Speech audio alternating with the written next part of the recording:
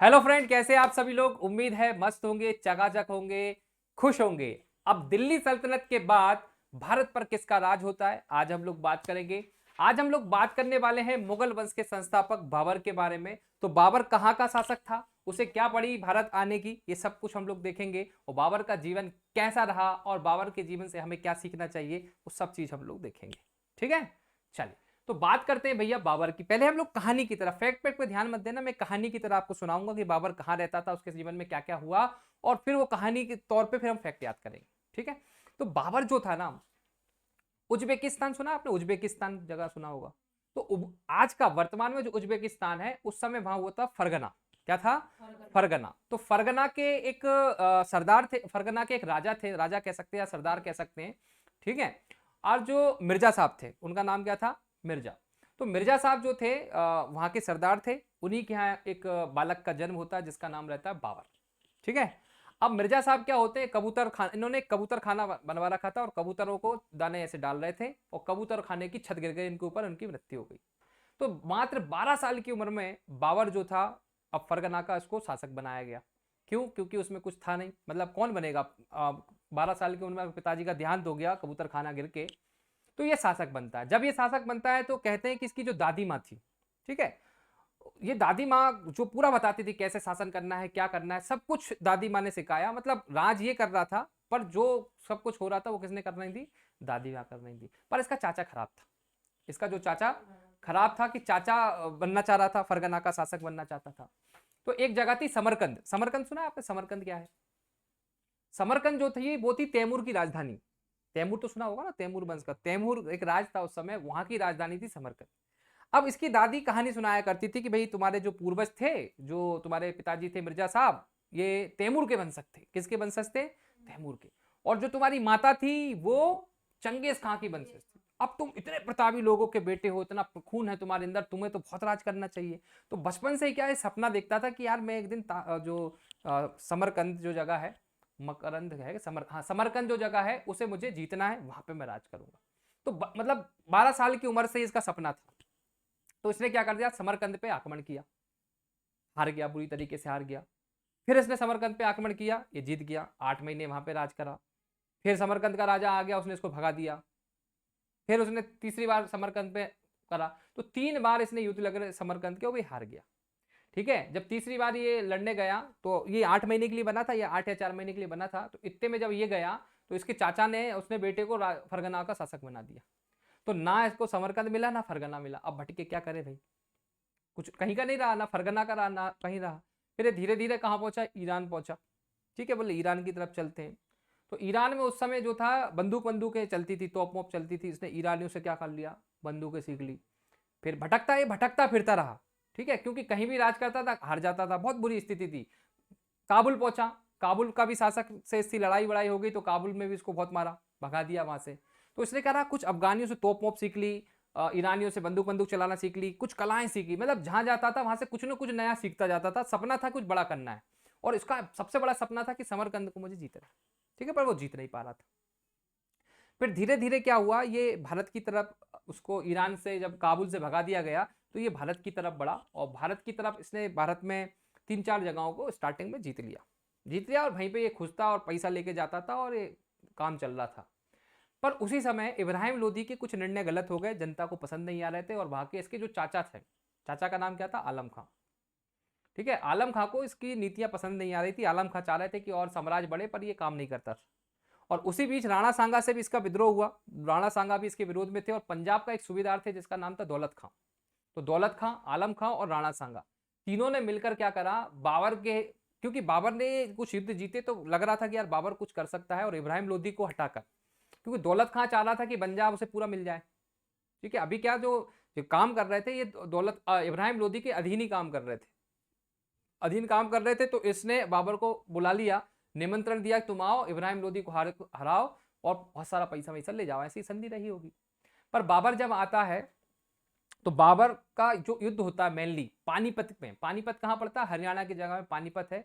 वहां पे बाबर और इब्राहिम लोदी की का युद्ध होता है पानीपत का। तो पानीपत का प्रथम युद्ध 1526 में पानीपत का प्रथम युद्ध होता है, बाबर वर्सेस इब्राहिम लोदी। अब इब्राहिम लोदी के पास 1 से 1.5 लाख सेना थी, कई हाथी थे, रथ थे, घोड़े थे, पर इसके पास कहते हैं कि 10 से 12 हजार ही सेना थी। अब इसको सबसे पहले तो दिमाग लगाया कि अपन जीतेंगे कैसे, अपने पास 10 से 12 हजार जनसंख्या है और अपन कैसे जीतेंगे। मगर इसके पास दो शक्तिशाली चीजें थी जो थी तोप, और तोप चलाने वाले दो तोपची थे, एक का नाम था अली, दूसरे का नाम था मुस्तफा। ये दोनों तोपची बहुत खतरनाक थे, मतलब बढ़िया ताम। तो इसने बहुत सारी उस्मान विधि, ठीक है, तुलगा वेथड, ऐसी विधि लगा लगा के इसने क्या करा, चंद्र आकार में ऐसे सेना रखते थे, बीच में तोपची, कभी अगल बगल तोपची लगा के तोप से उड़ाते थे। तो उन तोपों के चक्कर में ये क्या हो गया, पानीपत का युद्ध जीत गया। अब जैसे ही पानीपत का युद्ध जीता, जैसे ही उसने पानीपत का युद्ध जीता, तो पानीपत से इसने बहुत पैसा लूटा। युद्ध में इब्राहिम लोदी का बहुत सारा पैसा लूटा, और पैसा लूटने के बाद ये कहां चला गया, काबुल चला गया। ठीक है, काबुल इसे बहुत पसंद था, काबुल इसे बहुत पसंद था। ठीक है, काबुल क्या था, इसे बहुत पसंद था। जब वो काबुल गया तो यहां से जो पैसा ले गया, बोले चांदी के सिक्के बढ़वा दिए सब जनता को। काबुल की जनता को क्या बढ़वा दिए इसने, चांदी के सिक्के, और चांदी के सिक्के बढ़वान जनता खुश। और इसने एक नई उपाधि धारण करी कलंदर की। कौन सी, कलंदर। गाना सुना, मस्त कलंदर, कलंदर मतलब होता दानी, जिसने चांदी के सिक्के बढ़वा दिए। और जब इसको मजा आया, इतना पैसा मिला, तो इसने एक ऐसी अपने दरबार में एक बात कह दी, अरे यार इतना पैसा भारत में, इच्छा जताई कि मैं भारत में रहना चाहता हूँ। सिर्फ इच्छा जताई, रहना का मतलब कोई वो विचार नहीं था। और इसी बात का पता चल गया किसको, दौलत खां, आलम खां और राणा सांगा। ठीक है, इनको जब बात पता चला तो इन्होंने क्या करा कि यार ये तो गलत कर रहा है बाबर, हमने तो हमारे लिए बुलाया था, ये खुद ही हो जाएगा तो फिर क्या दिक्कत नहीं हो जाएगी क्या। तो बाबर के पास भाई ये पहुंचे, कौन पहुंचे, दौलत खां पहुंचे पहले तो, पंजाब के सूबेदार। तो पंजाब के सूबेदार ने बोला ऐसा ऐसा मत करो, तो पंजाब के सूबेदार ने चाह रहा था पूरा पंजाब मुझे मिल जाए, पर बाबर ने सिर्फ 2 रियासतें दे दी, इस पर राज करो, रहना करो, नहीं तो देख लेंगे। ठीक है, ऐसे किसी की सुनी नहीं। आलम खां को भी टेंशन हो गई कि यार दिल्ली पे ना आ जाए तो फिर मेरा क्या होगा, मेरा शासक बनूंगा अब इब्राहिम लोदी के बाद तो। ठीक है, और इब्राहिम लोदी का एक महमूद लोदी बेटा भी था। ठीक है, और ये लोदी जो वंश थे ये अफगानी थे। ये कौन थे, अफगानी थे, और अफगानी का वर्चस्व बहुत ज्यादा था। अब अभी बाबर ने क्या जीता था, सिर्फ दिल्ली। पर अफगानों का अगर हम लोग बात करें पूरे भारत में, देखो पूरे भारत में लोदी वंश की अगर हम बात करें, लोदी कौन थे, एक जल्दी से शॉर्ट में बना देता हूं। ये देखिए पूरा का पूरा बंगाल तक, यहां से लेकर ये पूरा राज था, ये पूरा राज था किसका, ये पूरा राज इब्राहिम लोदी का। मात्र दिल्ली जीती है अभी तो, दिल्ली जीती है। इधर राणा सांगा काम कर रहा है राजस्थान से, ये पंजाब का सूबेदार है, ये आलम शाह है, और इधर तो पूरे अफगानी भरे, पूरे अफगानी भरे। तो अभी मतलब ज्यादा नहीं जीता था बाबर ने, बाबर को, मगर उसने सोच जताई कि भाई मैं यहाँ भारत में रुकना चाहता हूँ। बोले ठीक है रुक जाएंगे। इस बात का इन तीनों को बुरा लगा, इन तीनों ने बोला कि अपन यार बाबर को तो मनाना पड़ेगा, नहीं तो दिक्कत हो जाएगी। ठीक है, बाबर को क्या करना पड़ेगा, मनाना पड़ेगा। पर बाबर नहीं माना। जब बाबर नहीं माना तो क्या होता है इसको समझना है, यहाँ पर ध्यान से समझना। ये पूरी पूरी कहानी अब आपको बताएंगे, पूरा बढ़िया सा नक्शा बनाएंगे और आपके दिमाग में चीजें सेट कर देंगे। देखो भैया यहां पे समझना, यहां पर है पानीपत, हरियाणा में क्या है, पानीपत। पानीपत हरियाणा में क्या है, पानीपत। पानीपत में युद्ध होता है बाबर वर्सेस इब्राहिम, इब्राहिम लोदी, इब्राहिम लोदी लिख लेना आप, इब्राहिम लोदी। युद्ध हुआ। अब इसके बाद तीनों ने, पंजाब का सूबेदार कौन था, ये पंजाब था। ठीक है, यहाँ पे राजस्थान था, तो राजस्थान में राज कर रहे थे राणा सांगा। कौन थे, राणा सांगा। ठीक है, पंजाब का सूबेदार कौन था, दौलत खां, दौलत खां। चाचा कौन था, आलम खां। बेटा कौन था, महमूद लोदी, महमूद लोदी। ठीक है, और यहां पर नीचे था मध्य प्रदेश के अंदर चंदेरी, क्या था, चंदेरी। और चंदेरी का शासक कौन था, मेदिनी राय, मेदिनी राय, मेदिनी राय। अब इन लोगों ने क्या करा, ध्यान से सुनिएगा। राणा सांगा, राणा सांगा, ये तो राजस्थान लेगा, राणा सांगा, दौलत खां, आलम खां ने फोन लगाया, मतलब संदेशा पहुंचाया नीचे चंदेरी। बोले मेदिनी राय देखो भैया बाबर आ चुका है, बाबर बोल रहा मैं यहीं रहूंगा, अगर बाबर यहीं रहेगा तो तुमको भी खा जाएगा, हमको भी खा जाएगा, इसलिए अपन मिलते हैं। सब लोग क्या करते हैं, मिलते हैं और एक युद्ध लड़ते हैं बाबर से, और बाबर को भगाते हैं यहाँ से। तो आगरा, ये क्या है, ये देखिए ये क्या है, आगरा। और आगरा के बगल में एक जगह है जिसको बोला जाता है खानवा, क्या बोला जाता है, खानवा। ठीक है, आगरा के बगल में एक जगह है खानवा, जहां पर ये चारों मिलके, कौन कौन, दौलत खां, दौलत खां, राणा सांगा और आलम खां, और कौन, मेदिनी राय वर्सेस, इधर से ये चार थे, इधर से कौन थे, बाबर। अब युद्ध होगा कहां पर, खानवा पे। अब भाई दिल्ली इब्राहिम लोदी को हराना अलग बात थी, एक ही व्यक्ति था, ये चार चार लोग, और इब्राहिम लोदी की पूरी सेना तो किसके पास है अभी, आलम खां के पास, ठीक है, तो इसके पास सेना है, सिर्फ इब्राहिम लोदी को हराया था। तो इतनी ज्यादा सेना होने के साथ भाई लाखों में सेना, हाथी है, घोड़े हैं, अब बाबर के पास क्या ले दे के वही 50-60, मतलब ज्यादा ज्यादा 10-12 हजार सेना। अब क्या करे, सेनाओं से बोला कि अपन लड़ेंगे, सेना बोल नहीं नहीं हम हार जाएंगे अपन नहीं, तो सेना का क्या मनोबल टूट गया, ठीक है, मनोबल टूट गया कि अपन नहीं लड़ पाएंगे, इतने बड़े बड़े लोग इनसे लड़ेंगे तो हार जाएंगे। तो बाबर ने क्या कहा कि जो मैं तुमसे टैक्स लेता हूं ना, टैक्स माफ हो जाएगा, अब हम लोग सैनिक से कोई टैक्स नहीं लेंगे, अब तो लड़ो। बोल नहीं नहीं हम नहीं लड़ेंगे, टैक्स वैक्स बड़ी बात है, जान है तो जहान है।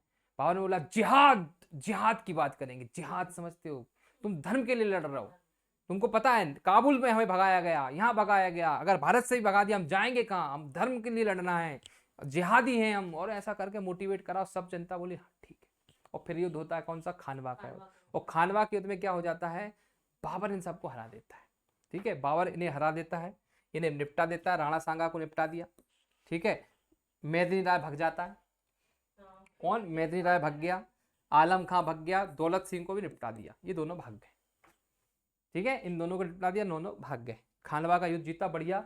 खानवा का युद्ध जीतने के बाद बोले मैं एक नई उपाधि धारण करूंगा, गाजी हूं मैं, गाजी, कौन बन जाऊंगा, गाजी। पहले कौन बना था, कलंदर, फिर कौन बन गया, गाजी, ठीक है।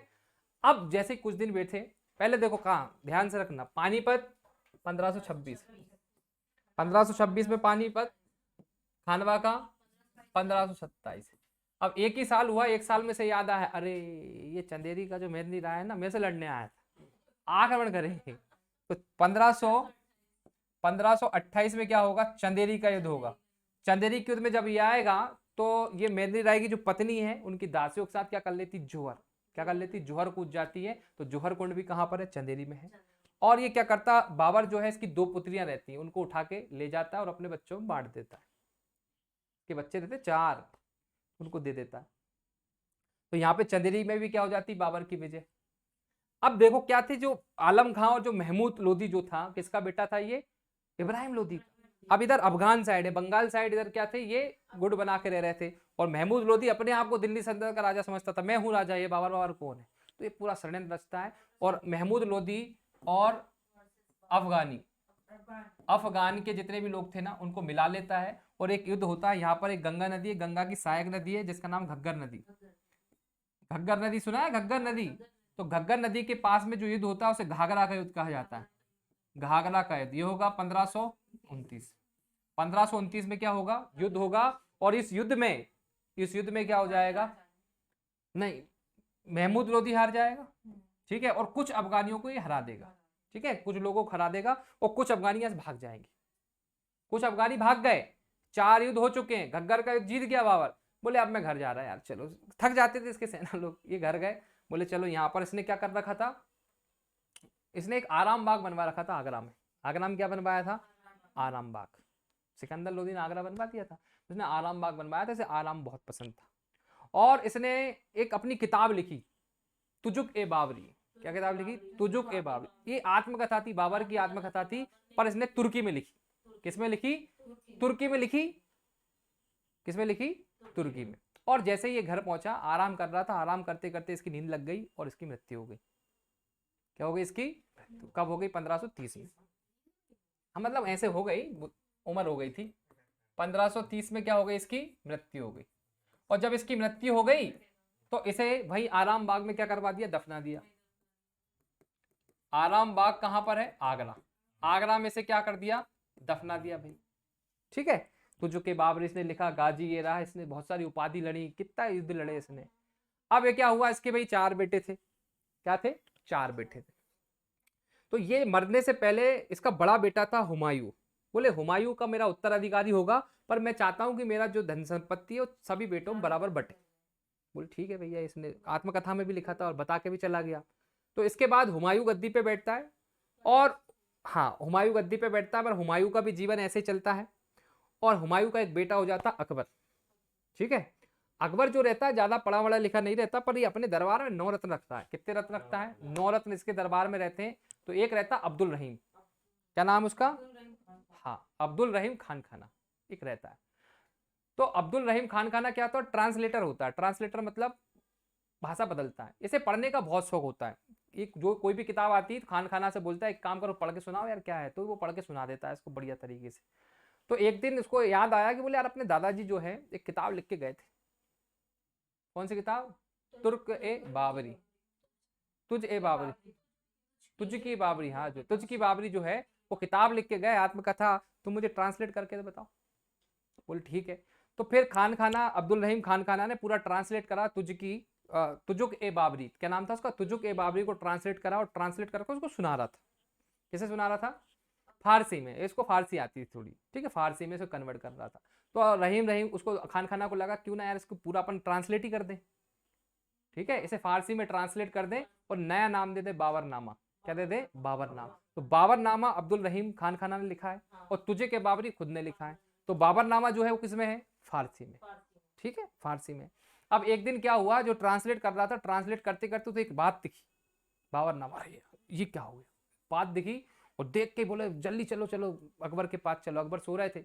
बोले खान खान आए, बोले अर्जेंट काम है। बोले मैं सो रहा हूँ। अरे बहुत अर्जेंट काम है। तो बोले बुलाओ बुलाओ, क्या अर्जेंट काम? बोले तुम्हारे दादाजी क्या लिख के गए थे, देखो। तुम्हारे दादाजी लिख के गए थे कि उन्हें काबुल बहुत पसंद है, और मरने के बाद वो काबुल में दफनाए जाएं, और उन्हें आराम बाग में दफना दिया गया। बोले चलो बुलाओ जेसीबी। जेसीबी बुलाई गई, खुदाई करवाई गई। अब दादाजी को खोदा गया आराम बाग से, वो खोद के कहाँ ले गए? काबुल। तो अब कहाँ पे दफना है? बाबर कहाँ पर है? काबुल में। ठीक है, अब कहाँ पहुंच गए? काबुल में। तो अगर क्वेश्चन पूछा जाए कि बाबर का जो मकबरा कहाँ पर है? काबुल में। पर पहले कहाँ था? आराम बाग। ठीक है, पहले कहाँ था? आराम बाग में, अब कहाँ है? काबुल में। तो काबुल में कौन ले गया? अकबर ले गया था। ठीक है, अकबर ले गया था, अपने दादाजी की पूरी मतलब इच्छा पूरी करी। तो क्या याद रखोगे? तुझो के बाबरी किसने लिखी? बाबर ने लिखी। आत्मकथा तुर्की में लिखी। बाबरनामा किसने लिखा? अब्दुल रहीम खान खाना ने लिखा, फारसी में लिखा। ठीक है, बाबर का मकबरा कहाँ पर है अभी? काबुल में। ठीक है, काबुल में। पहले आराम बाग आगरा में था, अब काबुल में। ठीक है, बाबर के जीवन के कितने युद्ध? 4 युद्ध। कौन कौन से युद्ध? पानी 4 नहीं भैया, वैसे 8 युद्ध लड़े उसने भारत में। भारत के पहला नहीं था है? मतलब यहाँ इधर इसने कंधार जीता, और 3-4 नाम थे, अभी अपन देखेंगे, नाम मुझे एकदम याद नहीं आ रहा है। तो 4 जगह उसने जीती थी, लाहौर भी जीता था, ये सब चीजें जीती थी। और अपने शासनकाल में इसने हुमायूं को लाहौर का सूबेदार भी बना दिया था। ठीक है, 12 साल 13 साल की उम्र में। तो ये पूरा का पूरा हम लोग बाबर पढ़ने वाले हैं, आपको मजा आएगा। और हाँ, कुछ कुछ क्वेश्चन याद रखो। 4 युद्ध हुए। पहला कौन सा युद्ध था? पानीपत का। पानीपत का युद्ध कब हुआ? 1526। कौन कौन के बीच? इब्राहिम लोदी वर्सेस बाबर। फिर कहाँ का युद्ध हुआ? खानवा। खानवा कहाँ पे था? आगरा के बगल में। तो खानवा का युद्ध हुआ, इधर 4 लोग थे, उधर बाबर था, बाबर जीत गया। फिर 28 में कौन सा होगा? 28 में हो चुका है। 28 में चंदेरी का। चंदेरी में किसका होगा? मैत्री राय वर्सेस बाबर। फिर कब होगा? 29 में घग्गर नदी के किनारे घाघरा का युद्ध। ठीक है, 4 युद्ध। अब तुमको लोकेशन भी दिख रही, देखो, पानीपत, घाघरा, चंदेरी होगा, और कुछ ये अफगानी बच गए थे। इन्हीं अफगानी ने हुमायूं का जीवन नष्ट कर दिया। उसी अफगानी में एक सरदार था जिसका नाम था शेरशाह सूरी। क्या नाम था? शेरशाह सूरी। तो शेरशाह सूरी कौन था? अफगानी तो था, उसने ही परेशान करा था हुमायूं को। ठीक है, तो दादाजी की एक गलती, मतलब पिताजी की एक गलती भारी पड़ गई। कहां से कहां बताओ, बाबर समझ में आया? आओ अब आप पढ़ते हैं बाबर के बारे में। अब फैक्ट देख लेते हैं, जितने भी मैंने बताया वो फैक्ट देखते हैं। ये भैया अपन को पूरा मुगल काल पढ़ना है, ये फोटो में देख लो, आपको समझने आएगा कि तो मुगल काल की स्थापना हो जाएगी 1526 में। कौन करेंगे? बाबर करेंगे। और 1857 तक जब अंग्रेज रहेंगे, 1857 की क्रांति होगी, तब तक हम लोग इसको पढ़ेंगे। तो मेन राजाओं के बारे में पढ़ते हैं। देखो, 1526 से 1530 तक कौन रहेंगे? बाबर। फिर 1530 से 1556 कौन रहेंगे? हुमायूं। 1556 से 1605 कौन रहेंगे? अकबर। फिर 1605 से 1627 कौन रहेंगे? जहांगीर। फिर कौन रहेंगे 27 58 कौन रहेंगे शाहजहां, और फिर 58 से 1707 कौन रहेंगे औरंगजेब। ठीक है, ये पूरा इनकी वंशावली है। ये अच्छे राजा हैं जिनके मतलब इनने कुछ किया था, कुछ उखाड़ा था। इसके बाद तो फिर धीरे धीरे मुगल काल क्या हो गया था, समाप्ति की ओर पे था। इसके बाद रंगीला मंगीला आएंगे, उनके बारे में हम लोग देखेंगे। तो ये मैन है। तो बाबर का जो था 1526 से लेकर 1530 4 साल रहा, और 4 साल में युद्ध ही लड़े, हर साल युद्ध लड़ा। तो खतरनाक जीवन था उसका बेचारे का। देखो भाई, मुगल काल की शुरुआत कौन करेगा, बाबर ही करेगा। मुगल साम्राज्य की शुरुआत अप्रैल 1526 में इब्राहिम लोदी वर्सेस बाबर के बीच पानीपत का युद्ध हुआ। कहां, पानीपत का युद्ध। पानीपत कहां पर, हरियाणा में। ठीक है, और इस युद्ध में जीत के बाद भारत में दिल्ली सल्तनत के शासन का खात्मा कर दिया, और मध्यकालीन भारत में मुगल काल। अब मध्यकालीन भारत की शुरुआत हो गई। मध्यकालीन भारत में मुगल वंश की नींव रख गई, और इसके बाद 8वीं शताब्दी तक, देश के प्रथम स्वतंत्रता संग्राम तक, मुगलों ने भारतीय उपमहाद्वीप पर राज किया, और ब्रिटिश ईस्ट इंडिया कंपनी के आने तक भारत में मुगलों का शासन चलेगा। जब तक अंग्रेज नहीं आएंगे, जब तक मुगल ही रहेंगे। अब आओ पढ़ते हैं किसके बारे में, बाबर। तो ये था बाबर, ये लिख रहा है तुझो के बाबरी। क्या लिख रहा है, तुझो के बाबरी। मुगल वंश का संस्थापक कौन था, बाबर था। ठीक है, बाबर का वास्तविक नाम क्या था, जहरुद्दीन मोहम्मद बाबर। क्या नाम था, जहरुद्दीन मोहम्मद बाबर। बाबर का जन्म 14 फरवरी 1483, 14 फरवरी 1483। कहां का शासक था, फरगना के एक छोटे से राज जो आज उज्बेकिस्तान में है, वहां पर इसका जन्म हुआ था, फरगना। ठीक है, इसके पिता का नाम क्या था, उमर शेख मिर्जा। किस वंश के थे, तैमूर। माता का नाम क्या था, कुतलुक गिनार खानूम। पूरा नाम याद रखिएगा, पूछा जाता है, कुतलुक गिनार खानूम। ये किस वंश की थी, मंगोल। पिता किस वंश का था, तैमूर। 1494 में पिता की मृत्यु के बाद 11 वर्ष की आयु में ये फरगना का शासक बना, और किसके संरक्षक में काम करता था, अपनी दादी माँ के। अपने दादी माँ के संरक्षक में काम करता था। याद रखना एक एक क्वेश्चन।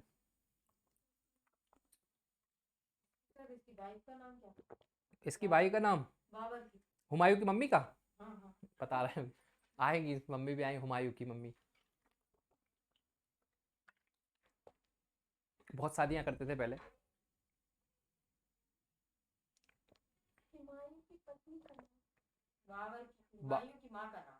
अच्छा, हुमायूं की माँ का नाम ना, तो बाबर की, तो बाबर की 4 पत्नियां थी। 4 नहीं थी, 7 या 11, 11 विवाह करे थे उसने। ठीक है, तो बहुत सारे विवाह। हमीदा बानू तो हाँ। फिर एक रहेंगी दिलदार बेगम, दिलबार बेगम। अरे बहुत सारी बेगम अभी करवाएं। हिंदाल की अलग होंगी, कमरान, हिंदाल, कामरान, अस्करी और बाबर, ये 4 भाई थे। और गुलबदन बेगम बहन थी। तो हुमायूं की बहन तो इसी की बेटी हो जाएगी ना। 4 भाई, तो हुमायूं के तो 4 भाई की बात कर रहे हैं, हुमायूं। हम्म।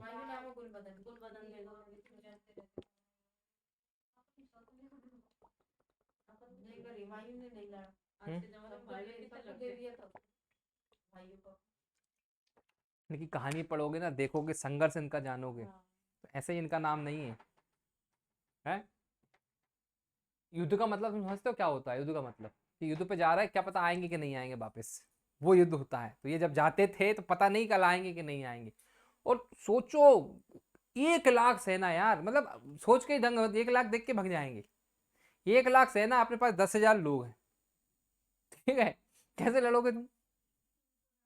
फरगना से भगा दिया गया, मस्कंदगंज से भगा दिया गया, काबुल से भगा दिया गया, जीवन पूरा खैरकार। 4 साल मतलब युद्ध लड़े, और फिर चौथी साल 30 में निपट गया।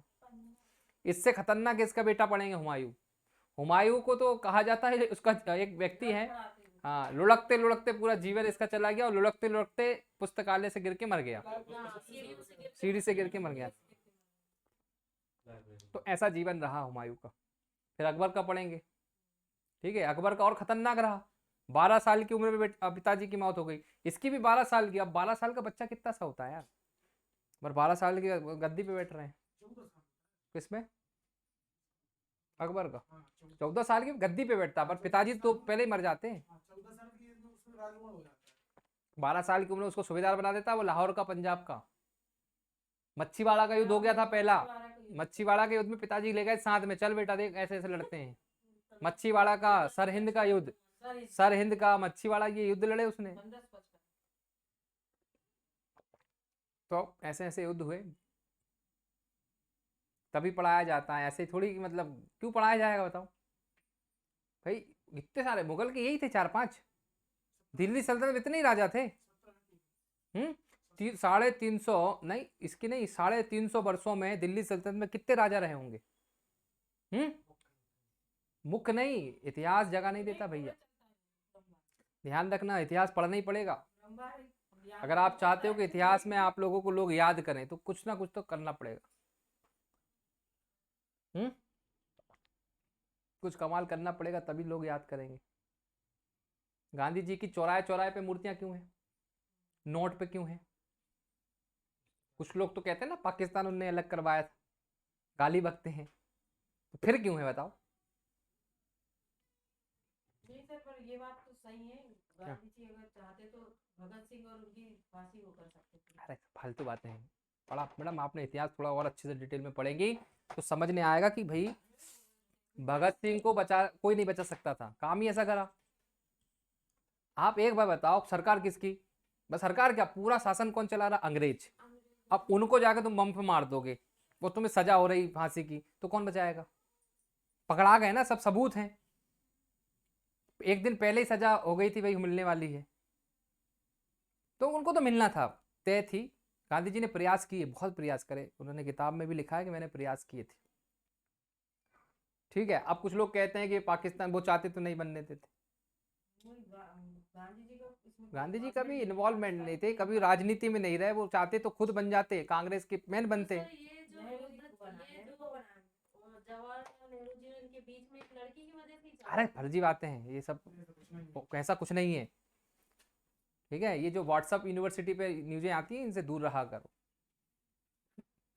मतलब लोग क्या करते हैं, इतिहास के साथ छेड़छाड़ कर देते हैं, ऐसा नहीं है भाई। सोचो, आप आज आप लोग किसी एक कांस्टेबल का विरोध नहीं कर सकते, पुलिस वाले का विरोध कर दोगे तुम? नीचे खड़ा मिल जाए तुमको, मान लो तुम कोचिंग से नीचे जा रहा है, किसी ने गाड़ी लगा के ऐसे खड़ा हो गया, या तो कोई सेठ आदमी हो सोने की चेन और बैठा है, तुम साइड से निकल जाओगे, पर ये नहीं बोलोगे साइड में हो जाओ। उस समय पूरे अंग्रेज, हर सत्ता अंग्रेजों की थी कि नहीं थी? एक धोती पहन के आदमी, अधनंगा आदमी लठा लेके उनका विरोध कर रहा है, कभी भी गोली मार देते, अंग्रेज नहीं मार पाते, बंद बंद कर देते। कौन है गांधी? इतनी हिम्मत, कितनी हिम्मत रही होगी, सोचो तुम, करके देखो विरोध किसी का। घर में विरोध नहीं कर पाते, पापा का नहीं करवाते हुए, उसने पूरा दिल, मतलब पूरे भारत पे जो राज कर रहे हैं उनका विरोध कर रहा था।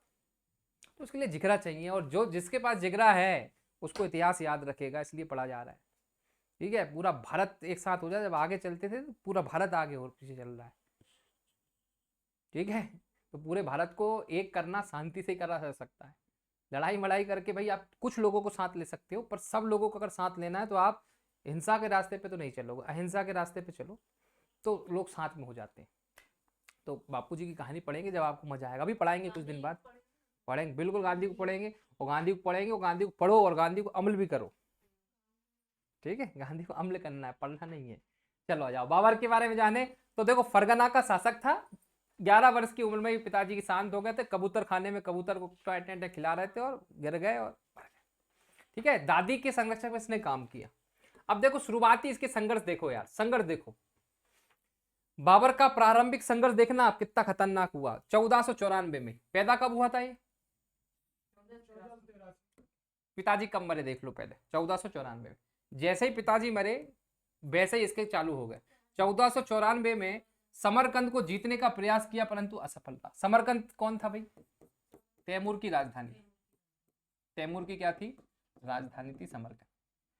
फिर देखो, फिर इसके बाद 3 साल बाद क्या करा? 1497 में समरकंद को जीता और 100 दिनों के लिए जीत पाया, 100 दिन लोग जीता, फिर इसको भगा दिया गया। फिर 1501 में इसने पुनः समरकंद को जीता और 8 महीने तक शासन किया, फिर भगा दिया गया। 1504 में काबुल को जीता और गजनी को जीता, फिर वहां से भगा दिया गया। फिर 1507 में इसने पादशाह की उपाधि धारण करी थी, 1507 में इसने पादशाह की या बादशाह की उपाधि धारण करी।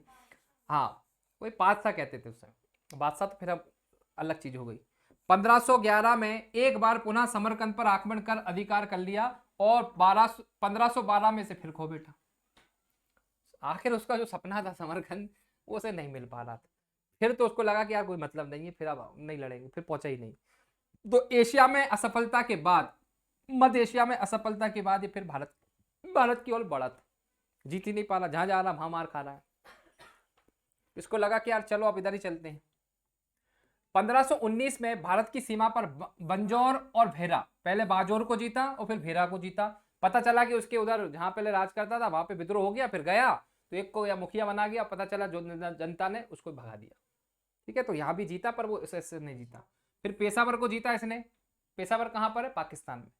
फिर अगली बार फिर आया, बंजौर को जीता, फिर भेरा पंजाब के बगल में सियालकोट पाकिस्तान में है, उस पर अधिकार कर लिया।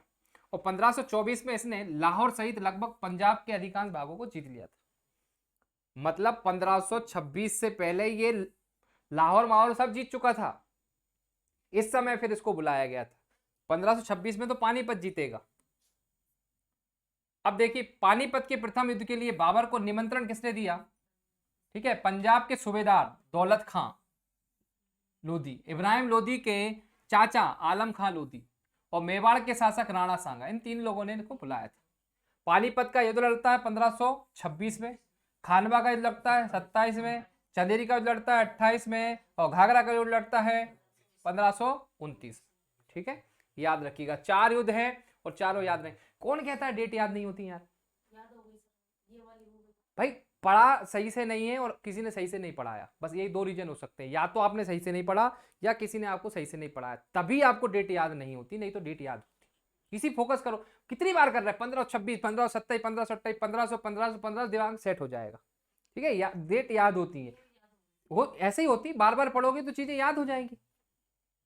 अब देखिए, बाबर की सेना में 15,000 सैनिक थे और 20 से 24 तोपें थी इसके पास। इब्राहिम लोधी की सेना में लगभग 80,000 से 1 लाख सैनिक थे, कम से कम 1,000 हाथी थे, कम से कम 1,000 हाथी थे।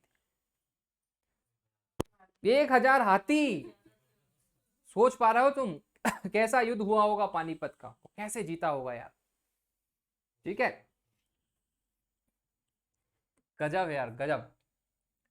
अब देखिए बाबर की रणनीति, अब इससे जीता बाबर। देखो, कोई भी बड़ा युद्ध ना बहादुरी से नहीं जीता जाता, या आप सोचो कि यार मतलब हिम्मत है, ताकत है, शक्ति है, उससे नहीं। कितने सारे लोग थे, हैं कितने, भाई इब्राहिम लोधी के पास शक्ति की कमी थी क्या? सब कुछ था, फिर भी हार गया, क्योंकि बुद्धि चाहिए, यहाँ पे दिमाग लगाना है। आपने बाहुबली मूवी देखी? बाहुबली, वो अलग अलग कई इधर से आ गए सेना, ऊपर से आ गए, नीचे से आ गए, इस तरीके से जीता जाता है। तो देखो, इसने 3 विधियों, और देखो कभी कभी क्या होता है, हमें लगता है कि हमारे जीवन में संघर्ष चल रहा है ना, संघर्ष चल रहा है तो दिक्कत, मतलब हमको ऐसा लगता है टूट जाते हैं, कभी कभी मन करता मर जाए, सुसाइड कर ले, संघर्ष चल रहा है। इस व्यक्ति के जीवन में इतना संघर्ष चला कि समरकंद कभी नहीं जीत पाया, फरगना से भाग गया, मगर इस संघर्ष के दौरान उसने जो जो कमाल किया, वो इतना चीजें सीखी। ईरानियों से बंदूक चलाना सीख ली, अफगानियों से तोप चलाना सीख ली, तो उसने सीख लिया, और वही सीख इसे देखो पानीपत का युद्ध जितवा दिया। और पानीपत का युद्ध जीत के मतलब पूरा साम्राज्य इकट्ठा कर दिया, मुगल साम्राज्य, मुगल वंश की स्थापना कर दी, जो आगे तक कब तक चला है। अगर वो संघर्ष से हार जाता बाबर, तो मुगल वंश आता नहीं आता। तो ऐसे ही भाई हर व्यक्ति के जीवन में संघर्ष है, पता नहीं कल तुम राजा बन जाओ, कोई पता है क्या? बताओ, किसी व्यक्ति को अगर आज से हम बात करें 50 साल पहले, अगर कोई व्यक्ति ठेले पे चाय बेच रहा था, कि उसे खबर थी कि वो प्रधानमंत्री बनेगा? है तो आज प्रधानमंत्री है कि नहीं? तो ऐसा ही होता है। कब? आदिवासी महिला, सोच रहा, आदिवासी मतलब जो पहाड़ों पे जंगलों पे रहती आदिवासी महिला ने कभी सोचा था कि वो भारत इतने बड़े साम्राज्य की राष्ट्रपति बनेगी? है तो इसीलिए क्या है कि जीवन में कितने भी संघर्ष आए, कितने भी टूट जाओ, सब समस्या आएंगी, मगर भरोसा नहीं है कल का। और जो इस संघर्ष से टूट जाता है, निपट जाता, तो गए। कुछ लोग सुसाइड कर लेते, मर जाते हैं, उन्हें यही नहीं पता कि दूसरे दिन क्या होने वाला है। एक एक दिन में ऐसा होता है, एक एक दिन में, मतलब जितने तुमने महीने में अगर 30 दिन है ना, 31 दिन है, तो हो सकता है 30 दिन तुम्हारे साथ इतना बुरा हो रहा है, इतना बुरा जितना हम सोच नहीं रहे, पर 31 तारीख को जो इतना अच्छा हो जाएगा, सबको पानी फेर बराबर बराबर। भाई अभी एक केरल का एक व्यक्ति है जिसे 200 करोड़ रुपए की लॉटरी लगी है, 200 करोड़, दुबई से फोन आया, 200 करोड़ रुपए की लॉटरी, समझ रहे हो तुम बात? उसे विश्वास ही नहीं हुआ, पहली बार उसके आज ने ब्लॉक कर दिया, बोले फर्जी लोग हैं। फिर उसे दूसरे नंबर से फोन ला, अरे भैया लग गई, तुमने लॉटरी खरीदी थी। अब सोचो, जिससे विश्वास नहीं हो रहा था, 200 करोड़ किसे कहते हैं? पेपर में भी दिया, टीवी में भी आ रहा है, सर्च करना। तो इसीलिए कहते हैं कि कभी भी किस्मत बदल सकती है, आओ देखो इसने क्या किया था। पानीपत के प्रथम युद्ध में बाबर ने उज्बेकों की युद्ध नीति, उज्बेकिस्तान वाले उज्बेकों की, किसका नाम क्या था, तुगलमा, बहुत इंपॉर्टेंट, तुगलमा इसने अपनाई थी। ये किसकी युद्ध नीति थी, उज्बेकों की, उज्बेकों की मतलब अर्धचंद्राकार, मतलब अपने जो सेना ले जाएंगे अर्धचंद्राकार मतलब आधा चांद, ऐसे ऐसे लेके जाएंगे, इधर तोप लगा देंगे, बीच में तोप लगा देंगे, धना धन धन और उड़ाएंगे। तो अर्धचंद्राकार नीति, तथा तोपों को सजाने में उस्मा नामक रूमी विधि थी, रूमी विधि, उस्मा विधि या रूमी विधि का प्रयोग किया और इब्राहिम लोदी को पराजित किया। तो इसने तुगलमा और उस्मा नाम की, और इसके दो तोपची थे खतरनाक, उस्ताद अली और मुस्तफा खां नामक दो तुर्की अधिकारी इसके थे तोपची जो खतरनाक थे, इनकी बदौलत जीता। और पानीपत का प्रथम युद्ध जीतने के बाद बाबर ने जनता के बीच चांदी के सिक्के बंटवाए, किसके बंटवाए, चांदी के सिक्के बंटवाए, और कलंदर बन गया, मस्त कलंदर, ठीक है, कलंदर की उपाधि धारण कर ली। जो कहानी समझाई थी अब तुमको पूरा आसान लगेगा। पानीपत का प्रथम युद्ध में बाबर ने निर्णय नहीं था कि भारत में स्थायी रुकेगा। पानीपत का जीतने के बाद उसने था नहीं निर्णय लगेगा, पर ऐसे उसने बात करी, योजना बनाई कि अपन रुक सकते हैं। बाबर ने भारत में रहने की योजना बनाई सिर्फ योजना, तो राणा सांगना ने विरोध किया और 1527 में खानवा कहाँ है, आगरा के समीप एक युद्ध होता है। युद्ध बाबर और राणा सांगा के बीच हुआ। बाबर ने अपने सैनिकों को मनोबल बढ़ाने के लिए सैनिकों को लगने वाला कर, जिसका नाम था तगमा नामक टैक्स को खत्म कर दिया, और बाबर को हर हाल में ये युद्ध जीतना था, ठीक है, हर हाल में युद्ध जीतना था। तो इसने एक नई पद्धति इस्तेमाल करी, तब भी नहीं माने, जिसको बोला जिहाद। एक नए शब्द की उत्पत्ति करी इसने, जिहाद, धर्म के लिए जनादेश, ठीक है। युद्ध में बाबर अपने सैनिकों को मदरा पीने से भी रोक लगा दी थी, अगर नहीं लड़े ना तो मदरा नहीं पीने दूंगा, दारू नहीं पीने दूंगा, सबसे खतरनाक यही करा, ठीक है। बाबर ने अपने सैनिकों को मदरा पीने पर रोक लगा दी थी, इसी कारण फिर तो अब तो लड़ेंगे यार, सब हो सकता है पर मदरा नहीं छोड़ेंगे। तो देखो भाई, जिहाद वर्ड इस तरीके ऐसा वर्ड है जिसको सुन के लोग, मतलब कितने पागल लोग होते हैं, सुन के अपने अंदर बम लगा के लाखों लोगों को मार देते हैं। वर्ड जिहादी मतलब ये अफगानिस्तान पाकिस्तान तरफ लोग जो जिहादी अपने आप को हम जिहादी हैं, मतलब जिहादी बना गया, बम लगा दो और जनता के बीच चले जाओ, 100 लोगों को मार डालो, तो उससे क्या हो जाओगे, तो जिहादी हो जाओगे। धर्म के लिए जनादेश। तो बाबर की सेना पूरी बहादुरी से लड़ी और इस युद्ध में बाबर की जीत हुई। युद्ध में बाबर ने, अब जीत होगी तो एक नई उपाधि होगी जिसका नाम होगा गाजी, ठीक है, गाजी बन गया, ठीक है। और इस युद्ध के बाद बाबर ने निर्णय लिया कि अब तो मैं भारत में रुकूंगा, कौन है जो मुझे रोकेगा, स्थायी रूप से रुक गया। चंदेरी मालवा और बुंदेलखंड की सीमा पर स्थित महत्वपूर्ण व्यापारिक राजनीतिक केंद्र था। युद्ध में बाबर ने मैदरी राय को पराजित किया। अब चंदेरी का युद्ध होगा 1528 में, ठीक है, और उसकी दो पुत्रियों को अपने पुत्र हुमायूं और कामरान को भेंट कर दिया, ठीक है, हुमायूं और कामरान को भेंट कर दिया। 1529 में इसने घाघरा का युद्ध लड़ा। भाई घाघरा बिहार के पास में आता है। अफगान की संयुक्त सेना को पराजित कर दिया। इसका नेतृत्व महमूद लोदी ने किया, किंतु बाबर अफगानों को पूर्ण से सफाया नहीं कर पाया, फिर थकमक गया था, वापस आ गया। यही बचे हुए अफगान सैनिक हुमायूं के लिए खतरा बनकर सामने आएंगे आगे। करीब 48 वर्ष की आयु में 26 दिसंबर 1530 को आगरा में बाबर की मृत्यु हो गई और बाबर के शव को आगरा में दफनाया गया। पर बाद में काबुल में उसके द्वारा चुने गए स्थान पर सबको दफनाया गया। किसने दफनाया? अकबर ने, ठीक है, याद रखना। बाबर ने अपनी आत्मकथा तुजुक ए बाबरी, बहुत इंपॉर्टेंट है, तुजुक ए बाबरी, जो से तुर्की भाषा में रचा है, अनुवाद बाद में फारसी भाषा में अब्दुल रहीम खान खाना ने किया है, ये भी याद रखिएगा, जिसे बाबरनामा बोला गया। क्या बोला गया? बाबरनामा। बाबर की भारत में सफलता का मुख्य कारण था उसका तोपखाना। बाबर की तोपखानों की देखरेख में उस्ताद अली और मुस्तफा नामक दो तुर्की अधिकारी हाथों में था। बाबर ने पानीपत की विजय के बाद काबुल वासियों को शाहरुख नामक चांदी के सिक्के दान किए थे और कलंदर की उपाधि धारण करी थी। युद्ध देखो भाई, पानीपत का प्रथम 26 इब्राहिम लोदी, खानबा का मेनली राणा शाह, चंदेरी का युद्ध मैदरी राय और घाघरा का युद्ध महमूद लोदी। महमूद लोदी मतलब अफगानी था ये। अब देखो भाई, इसके पुत्र पुत्रियों की बात करें तो बाबर के भाई 4 पुत्र थे, एक था हुमायूं, कामरान, अस्करी, हिंदाल, और पुत्री थी गुलबदन बेगम, और इसी ने बाद में हुमायूंनामा लिखा। ठीक है। पत्नी थी महम बेगम, और महम बेगम से जो पुत्र उत्पन्न हुआ था उसका नाम था हुमायूं। ठीक है। महम बेगम से पुत्र उत्पन्न हुआ, उसका नाम क्या था? हुमायूं। फिर एक थी गुलरुख बेगम, क्या नाम था? गुलरुख बेगम। गुलरुख बेगम से हुआ कामरान, और गुलरुख बेगम से क्या हुआ? अस्करी। और दिलदार बेगम, दिलदार बेगम से कौन हुआ? हिंदाल, और दिलदार बेगम से कौन हुई? गुलबदन। तो दिलदार बेगम की 2 थे, एक था हिंदाल और गुलबदन बेगम था, और गुलरुख बेगम से कौन हुए? कामरान और अस्करी। ठीक है, कामरान और अस्करी। ये तो सिर्फ कुछ है। चलो, तो उम्मीद है दोस्तों बाबरनामा और बाबर की कुछ कहानियां, कुछ किस्से, बाबर की बहादुरी के कुछ चीजें हम लोगों ने जानी, और किस तरीके से पानीपत का युद्ध हुआ, खानबाद चंदेरी का, बाबर कहाँ का था, बाबर का संघर्ष भरा जीवन हम लोगों ने देखा। अब इसके बाद हम लोग देखेंगे इसके बेटे का संघर्ष भरा जीवन, जिसका बोलेंगे हम हुमायूं। तो मिलते हैं नेक्स्ट लेक्चर में, जहां पर हम लोग हुमायूं की बात करेंगे। चलिए, जय हिंद, जय Bharat, thank you so much, bye bye.